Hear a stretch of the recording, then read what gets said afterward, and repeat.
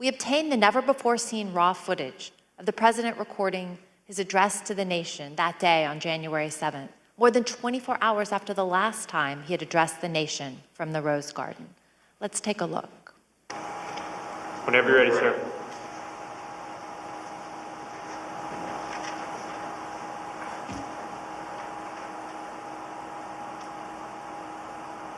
I would like to begin by addressing the heinous attack yesterday. And to those who broke the law, you will pay.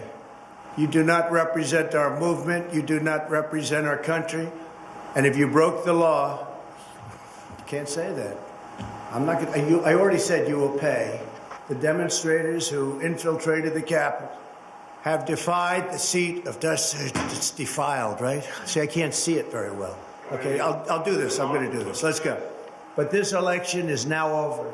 Congress has certified the results. I don't want to say the election's over. I just want to say Congress has certified the results without saying the election's over, okay? But Congress is certified. Now Congress is Yeah, right. Now Congress I didn't say over, so let me see. Go to the paragraph before.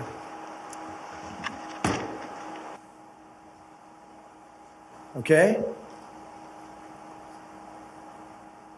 I would like to begin by addressing the heinous attack yesterday. Yesterday is a hard word for me.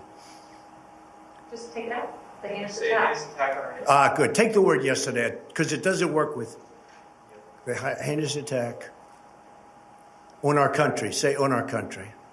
Want to say that? No, keep it. My only goal was to ensure the integrity of the vote. My only goal was to ensure the integrity of the vote.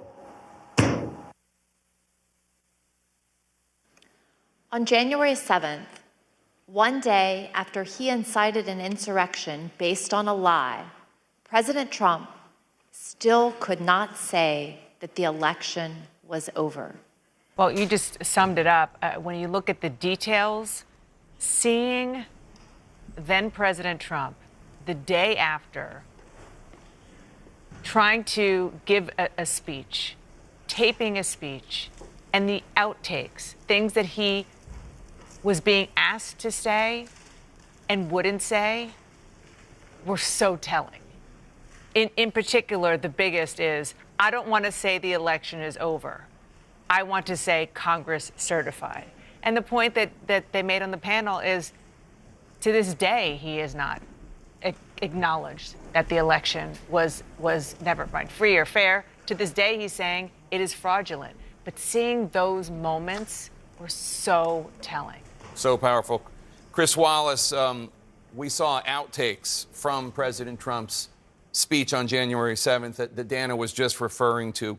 Clearly a speech he did not want to give. I believe the voice that we hear in the background is that of Ivanka Trump. Let's run a little bit of that, and then I want to get your reaction. And to those who broke the law, you will pay. You do not represent our movement. You do not represent our country. And if you broke the law, you can't say that. I already said you will pay. But this election is now over. Congress has certified the results. I don't want to say the election's over. I mean, that's just remarkable. I don't want to say the election's over, Chris. Yeah, look, you have to understand the context, as we heard today, of how that speech on January 7th, the day after the insurrection was made, which is that top advisors, family members were telling Donald Trump, look, you're in real danger of the 25th Amendment being invoked and you're going to be taken out of office. You've got to say something. And they particularly wanted him to say there is now going to be a transition of power. And what becomes clear from watching those outtakes, this isn't just that he's making fluffs and mistakes as any person would reading a teleprompter. It's how utterly insincere that statement was, that it was the last thing that he really believed. He didn't want to condemn the protesters and say a couple of times that they broke the law. As you say, he didn't want to say the election is over.